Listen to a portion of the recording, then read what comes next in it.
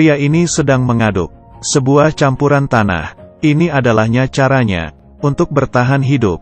Tentu saja ini bukan untuk dimakan, tapi dia ingin menggunakan bahan tersebut. Tidak lama sebelumnya di Mars terjadi suatu badai, dan pria ini tidak beruntung terperangkap di dalamnya. Dan semua timnya mengira dia sudah mati, lalu menyalakan roket dan kembali. Dan dia ternyata masih hidup, dan di badannya ada tertusuk suatu benda tajam. Dia berusaha menahan rasa sakitnya. Dengan cepat, dia menariknya keluar, kemudian terbaring di atas kasur, dan menggunakan cermin melakukan operasi kecil, mengeluarkan serpihan yang patah di dalam. Setelah selesai, dia tidak ingin menghadapi kenyataan. Dirinya sendiri terkurung di Mars, menunggu rencana selanjutnya. Setidaknya harus menunggu 4 tahun. Dan dia harus mencari cara untuk bertahan hidup. Dia mulai merapikan barang-barang yang tersisa. Makanan untuk 6 orang. Hanya cukup untuk dirinya bertahan selama 400 hari. Tapi untungnya dia menemukan sebungkus kentang, dan menemukan pupuk yang ditinggalkan temannya. Kentang dicampur dengan pupuk. Dia mulai membuat atap plastik yang mudah. Kemudian mengambil tanah dari Mars. Kemudian menumpahkannya ke lahan yang dibuatnya. Dan menggunakan sekop membuatkan garis. Kemudian pupuk dicampur dengan air. Dan mengubahnya menjadi tempat bertanam. Dia mengeluarkan 1 sendok pupuk. Dan memasukkannya ke dalam tanah. Lalu di atasnya diletakkan potongan kentang. Lalu menambahkan air. Menunggu beberapa waktu. Sudah bisa mendapatkan hasil panennya, yaitu kentang kecil. Tapi airnya yang sedikit sama sekali tidak cukup. Tapi untungnya dia mengerti kimia. Jadi dia membuat sendiri alat yang sederhana. Ia mencoba mengekstrak hidrogen. Lalu dibakar. Dengan begitu bisa mendapatkan air. Dia berhasil. Tapi saat itu tiba-tiba terjadi ledakan. Hidrogen yang dikeluarkan membuat terjadinya kebakaran. Kedua kalinya dia menggunakan pelindung. Dengan pengalaman dan ajaran sebelumnya, dengan cepat dia sudah menyelesaikan alatnya. Setelah semalaman dia kembali ke lahannya, dan memegangi pembatasnya, dan benar-benar basah. Selanjutnya, dia tiap hari melakukan sesuatu di dalam lahannya. Akhirnya di hari ke-58, dari tanah sudah tumbuh kecambah kecil. Dia adalah harapan sang pria. Adanya bahan makanan tidak memberinya jaminan tidak akan mati. Dia juga terus mencari cara untuk menghubungi bumi.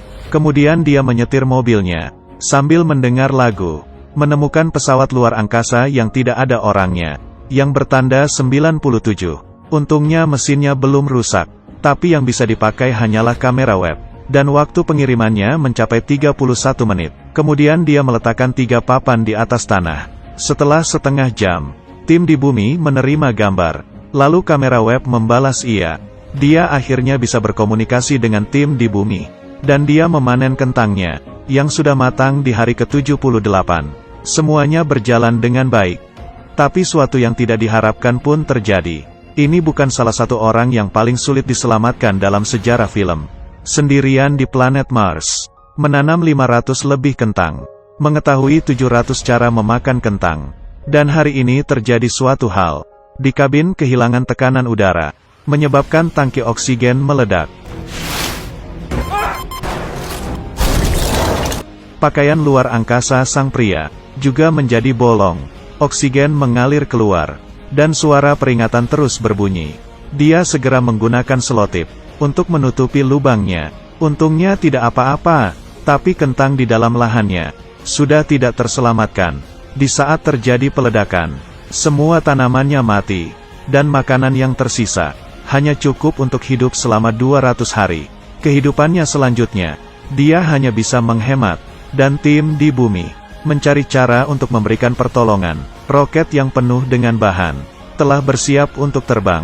Ini adalah pengiriman yang sangat jauh dalam sejarah. Tapi di langit roket tersebut meledak, membuat semua orang tak berdaya. Haruskah dia selamanya tinggal di Mars? Tentu saja tidak. Tim luar angkasa Cina mengetahui kabar ini, dan memutuskan untuk memberikan pertolongan. Membuat rencana untuk menggunakan roket Taiyangsen, dan membantu mereka untuk mengirimkan keperluan keluar. Dan di saat itu seorang ahli fisika memberikan suatu ide, yaitu menyuruh tim pesawat ruang angkasa yang sedang kembali ke bumi, memutari bumi sekali putaran, mengambil bahan bakar yang dari Taiyangsen, lalu terbang kembali ke Mars. dan sang pria perlu menaiki mesin terbang, mencari cara untuk masuk ke jalur Mars, lalu berlabuh dengan tim pesawat luar angkasa, kemudian bisa kembali pulang bersama. Waktu pulang pergi ini memerlukan para tim untuk bertahan selama 533 hari di luar angkasa, dan tidak boleh melakukan kesalahan sedikit pun. Kalau tidak semuanya akan langsung gagal. Para tim awalnya merasa sangat bersalah memiliki rencana ini. Mereka juga tidak bisa menolaknya. Dengan begitu roket milik Cina pun diluncurkan, dan berhasil terbang keluar angkasa. Yang dirakit oleh Cina itu bagus.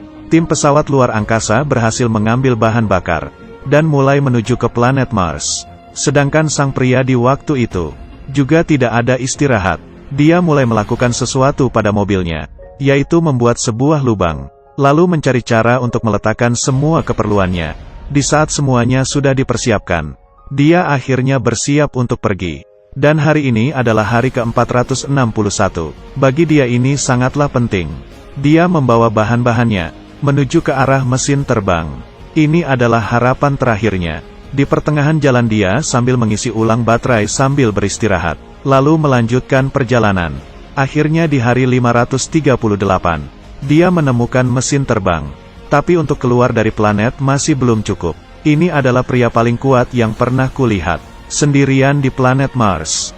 Hidup selama 500 hari. Mesin terbang di depannya. Sekarang dia mengurangi beban dalam mesin terbang, agar dia bisa terbang. Dia melepaskan bagian kursi, lalu membuka atapnya.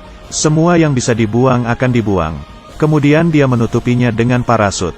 Dalam sejarah ini pertama kalinya, parasut diletakkan di atap mesin terbang. Menunggu tim datang menjemputnya. Dia makan dulu di planet Mars. Kemudian meninggalkan sebuah surat, dan menepuknya karena sudah menemaninya selama 500 hari ini.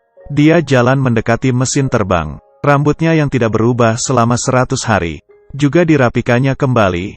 Duduk di atas mesin terbang. Dia tidak tahan lagi pun menangis. Kemudian dinyalakan. Mesin itu pun melaju ke langit, menuju keluar angkasa dengan kecepatan tinggi. Kemudian pria itu pingsan, dan mesin terbang bersama pesawat tim dengan kecepatan sama, 42 meter per detik. Dengan kecepatan ini mereka tidak akan bisa bertemu. Saat itu ketua tim terpikirkan suatu ide. Dia menutup pintu udara, lalu menggunakan bom untuk melepaskan pintu udara. Terdengar suara ledakan. Gas di tangki dievakuasi seketika.